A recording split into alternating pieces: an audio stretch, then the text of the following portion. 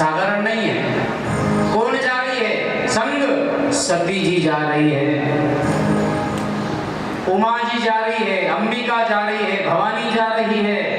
कितने ही नाम उपाधियां दे करके लिख दिया। संग सती जग जननी, जगत की जननी है वो साथ में जा रही है। कितनी उपाधियां दी है।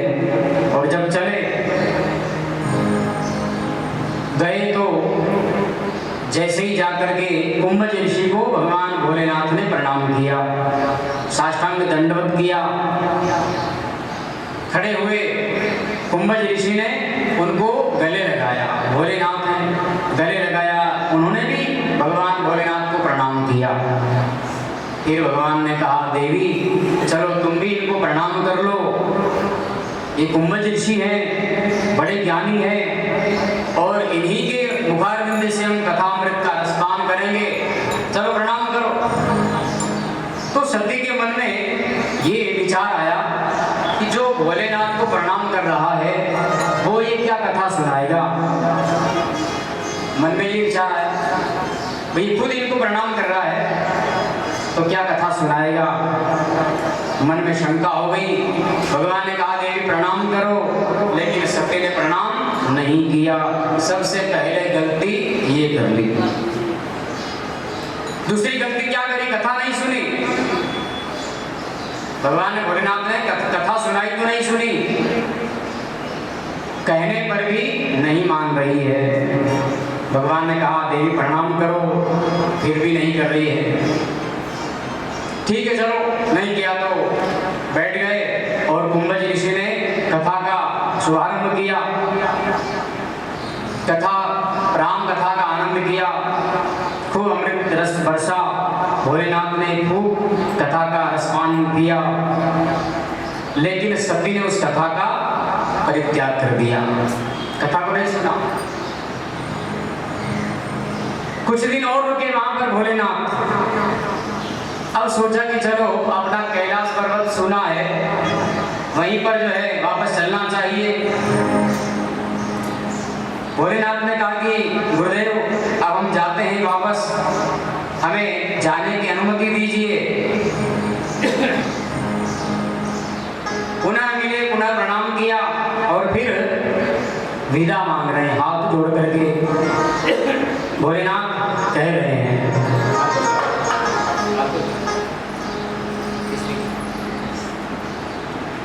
कहते हैं कि कहत सुनत रघुपति गुण गाथा, कछुती में तहां रहे गिरिनाथा।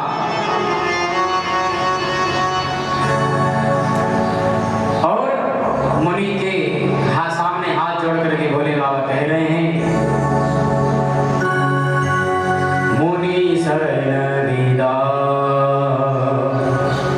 मागी त्रिपुरा।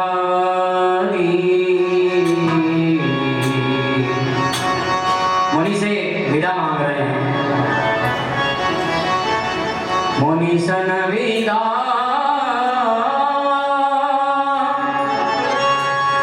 मांगी त्रिपुरारी,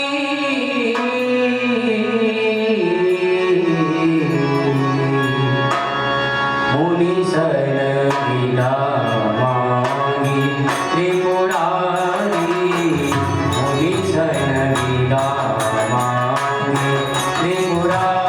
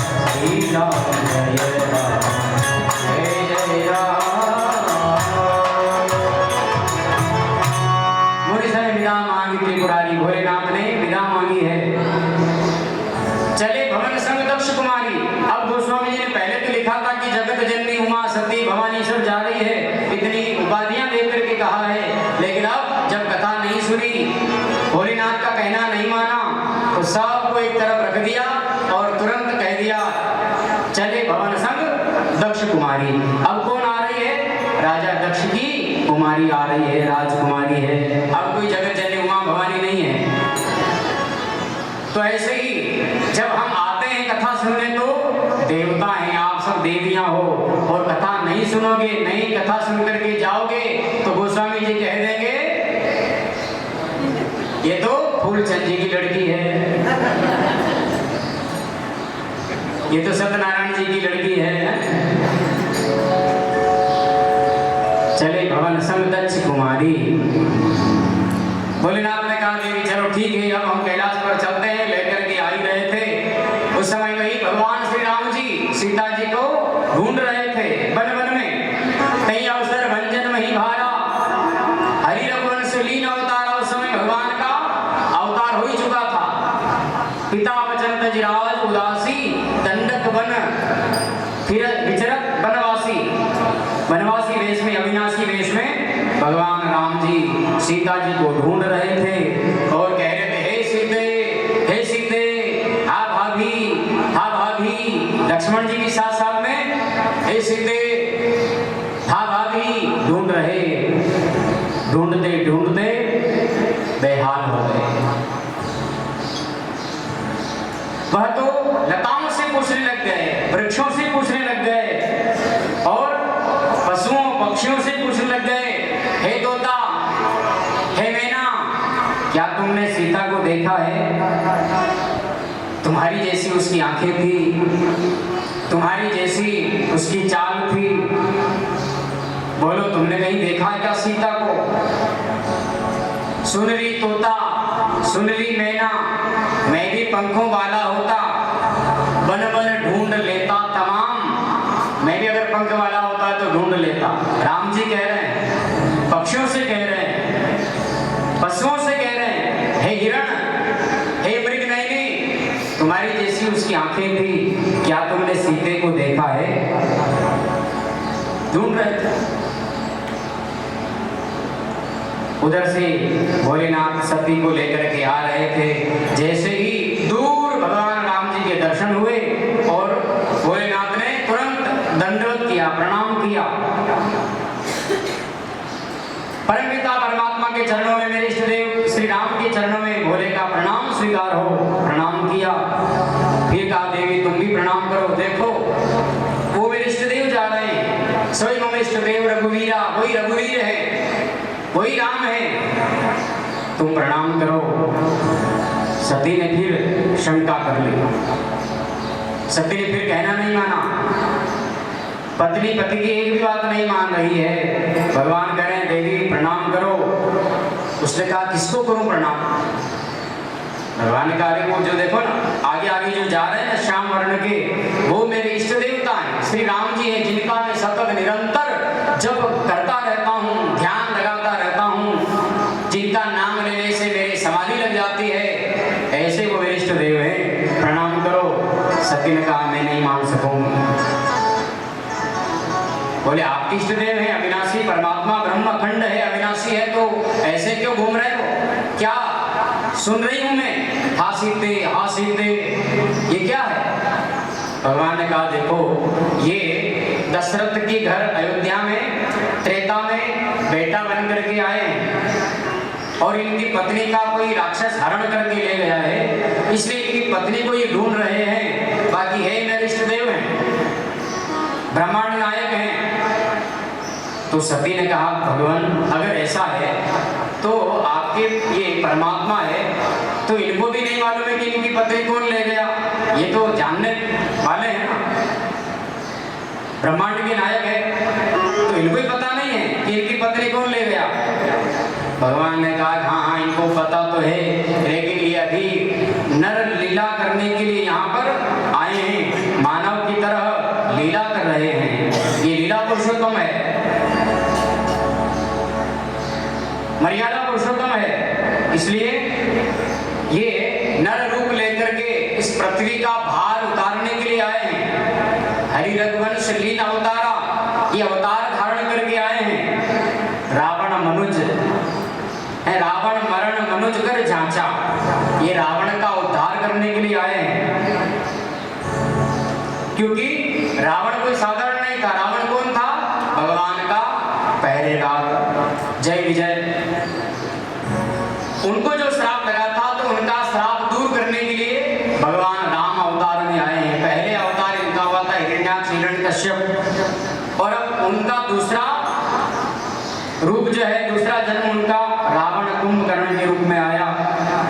उन्होंने अपनी मृत्यु अपने हाथों से ही मांगी थी, इसलिए वह नर लीला करने के लिए आए हैं, ब्रह्मा जी के वचनों को निभाने के लिए आए हैं। इसलिए आप मन में कोई शंका मत लाओ और प्रणाम करो। उसने कहा नहीं नहीं, ऐसा तो हो ही नहीं सकता, मैं कैसे मान लूं? आदमी चाहे कितना भी हो, कितना भी समझाए, लेकिन मानने वाली ही नहीं है। खूब समझाया सती को, खूब समझाया, लेकिन सती के मन में जो संदेह पैदा हो गया, भ्रम पैदा हो गया, वो निकला ही नहीं। उसने कहा कि ठीक है, अगर आप कहते हो कि ये ऐसे ऐसे हैं तो मैं जाकर के परीक्षा तो लूं एक बार। भोलेनाथ ने कहा नहीं नहीं नहीं, परीक्षा का नाम ही मत लो। अरे जिनकी हम कथा सुन करके आए ना अभी, वही राम जी हैं, मान लो मेरी बात को। लेकिन उसने नहीं माना। आखिर में उसने कहा कि मैं मानूं कैसे, परीक्षा लूं, फिर परीक्षा लूं, और परीक्षा में अगर वो पास हो गए तो मैं मान जाऊंगी, फिर प्रणाम कर लूंगी।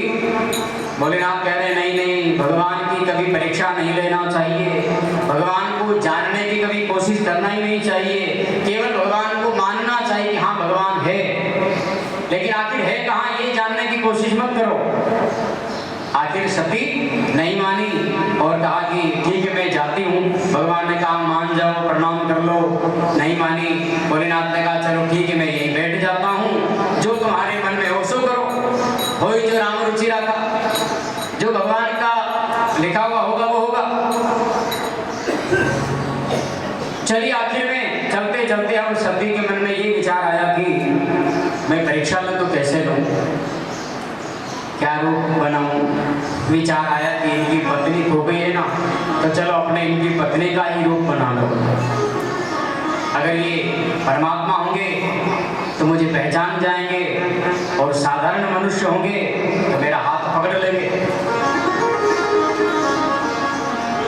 सती ने अपना रूप त्याग दिया, सीता का रूप बना लिया। अब माया की सीता, नकली सीता बन करके राम जी के आगे आगे चलने लगी। जैसे ही लक्ष्मण जी की नजर पड़ी, देखा अरे भैया भैया भैया देखो, भाभी जी तो वो जा रही है, वो जा रही देखो। राम जी ने देख लिया, लक्ष्मण से कहा भैया लक्ष्मण, ये भाभी नहीं तुम्हारी, ये तुम्हारी माँ नहीं, यह तो मेरी भी माँ है, ये तो मेरी भी माँ है। इसलिए प्रणाम करने लग गए। प्रणाम किया। जगत जननी माता सती के चरणों में राम का प्रणाम स्वीकार हो, प्रणाम किया। लक्ष्मण ने भी प्रणाम किया। वो चाहती थी तो राम जी के पीछे भी चल सकती थी ना, राम जी के पास भी आ सकती थी, लेकिन नहीं, वह नकली बनी है ना, माया की थी ना, इसलिए माया राम जी के पास कभी आ ही नहीं सकती है। माया तो आगे आगे ही भागेगी, पीछे नहीं चलेगी, वो तो आगे भागती है। ये भी माया के पीछे आगे भाग रही है।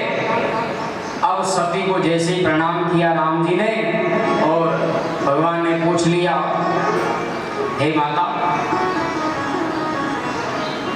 तुम अकेली जंगल में यहाँ क्यों घूम रही हो? हमारे भगवान भोलेनाथ को तुमने क्यों छोड़ा है? वो चंद्रमौली भगवान, चंद्रमा को धारण करने वाले भोलेनाथ को तुमने क्यों छोड़ा है? वो वृषभ के ऊपर बैठने वाले भगवान शिव जी को तुमने कहाँ छोड़ दिया है? और तुम अकेली जंगल में यहाँ क्यों घूम रही हो? शास्त्र की मर्यादा है, शास्त्र यह कहता है कि एक स्त्री को अकेले कहीं जाना नहीं चाहिए, और आप तो अकेली जंगल में घूम रही हो। अब तो सती ने विचार किया कि आज वास्तव में मैंने भगवान का कहना नहीं माना, और ये तो पूर्ण ब्रह्म निकले, मुझे पहचान लिया।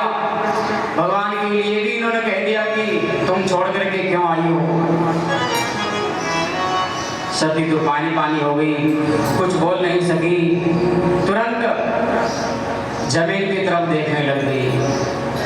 अब क्या करूं, क्या बोलूं, क्या जवाब दूं, कोई जवाब ही नहीं है। सोचा चलो कुछ नहीं बोलना है, घूम करके चलो। जैसे ही आए उधर घूमी, आंख खोल करके देखा तो भगवान ने माया का दर्शन कराया। क्या माया? बहुरी राम महिमही सिरुनावा, यानी जैसे सिर उठा करके देखा तो कितने ही राम लक्ष्मण सामने से सीता जी चले आ रहे हैं। फिर दूसरी तरफ घूमी, उधर देखा तो उधर से ही राम लक्ष्मण सीता चले आ रहे हैं। चारों तरफ घूम करके देख लिया। ओहो, सती ने देखा अब क्या करूं, कहाँ जाऊं, चारों तरफ से तो ये राम लक्ष्मण सीता चले आ रहे हैं। अब मैं भोलेनाथ को जाकर के क्या जवाब दूंगी, क्या कहूंगी उनको जाकर के? भगवान ने थोड़ी देर माया समाप्त कर दी और उस सती ने पुनः अपना रूप धारण कर लिया, सीता का रूप हटा दिया और चल करके आई भगवान भोलेनाथ के पास। भोलेनाथ से कहा आकर के चलो चलते हैं प्रभु। भगवान ने पूछा तुम आ गई हो? बोले हाँ। तो ब्रह्म की परीक्षा ली? बोले कोई परीक्षा नहीं ली मैंने। फिर देखो झूठ बोल गई। 8 गलतियां करी माता सती ने। अब आदमी सहन करे तो कितना करे, एक गलती कर दे तो ठीक है। कहो कैलाशी भाभी नींद आई ना नहीं ली तुम?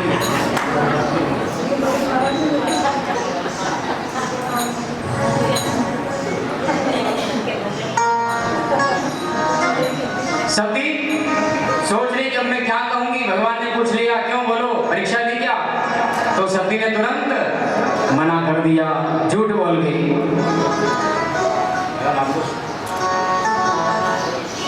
क्या कहा? कछु न परीक्षा लेनी गोसाई, कछु न परीक्षा लेनी गोसाई।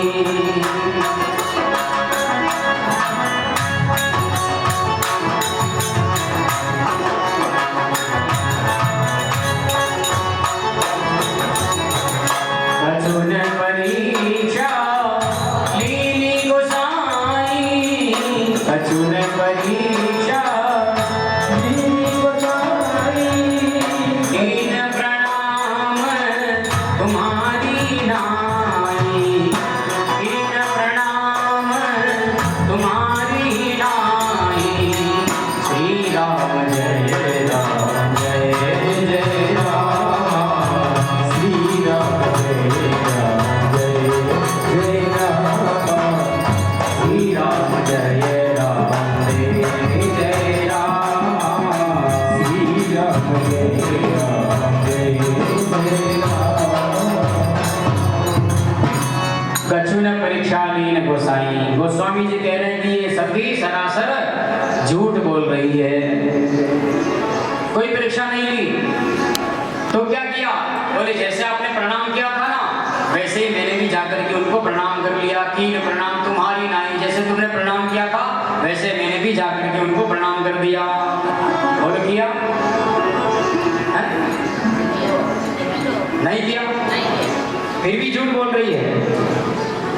8 गलतियां करी है सती जी। गलतियां क्या है? अगस्त्य जी महाराज को प्रणाम नहीं किया। ये क्या कथा सुनाई, ये प्रणाम कर रहे हैं इनको। इनकी सरलता, जो व्यक्ति सरल होता है ना उसका गलत फायदा कभी नहीं उठाना चाहिए। जो भोला व्यक्ति होता है उसका गलत फायदा कभी नहीं उठाना चाहिए। तो ये सोच रहे कि तो ये सरल इतने, जो विद्वान होता है ना उतना ही सरल होता है। आम के पेड़ को आपने देखा, जितना आम लगता है उतना आम क्या करेगा? ऊपर बढ़ेगा कि नीचे झुकेगा? झुकेगा कि ऊपर जाएगा? अरे जितना फल आएगा उतना वो झुकेगा, नमेगा, और जो नम गया उसको सब कुछ मिल गया। और जो खड़ा रहेगा खजूर की तरह, वो समुद्र में बहा करके नदियां उसे ले जाएगी। इसलिए नमन, उस नम्रता का उसने गलत प्रयोग किया, सरलता का अर्थ नहीं समझ पाई। दूसरी गलती क्या करी, कथा में ध्यान नहीं दिया। कथा हम सुनते हैं तो पूरी ध्यान से सुनना चाहिए, कथा में ध्यान नहीं लगाना ये भी एक गलती है, ये भी एक पाप है। फिर उसने राम जी के दर्शन के बाद प्रणाम नहीं किया, तीसरी गलती सती ने ये करी। फिर चौथी गलती, भगवान ने बार बार कहा इनको मनुष्य मत समझो, ये परमात्मा है, लेकिन उनकी एक भी बात नहीं मानी। पांचवी गलती क्या कर ली, मैं तो परीक्षा लूंगी जाकर के, ये भी गलती है। अरे भगवान को मान लो, किसी ने देखा थोड़ी भगवान को, लेकिन हम सब मानते हैं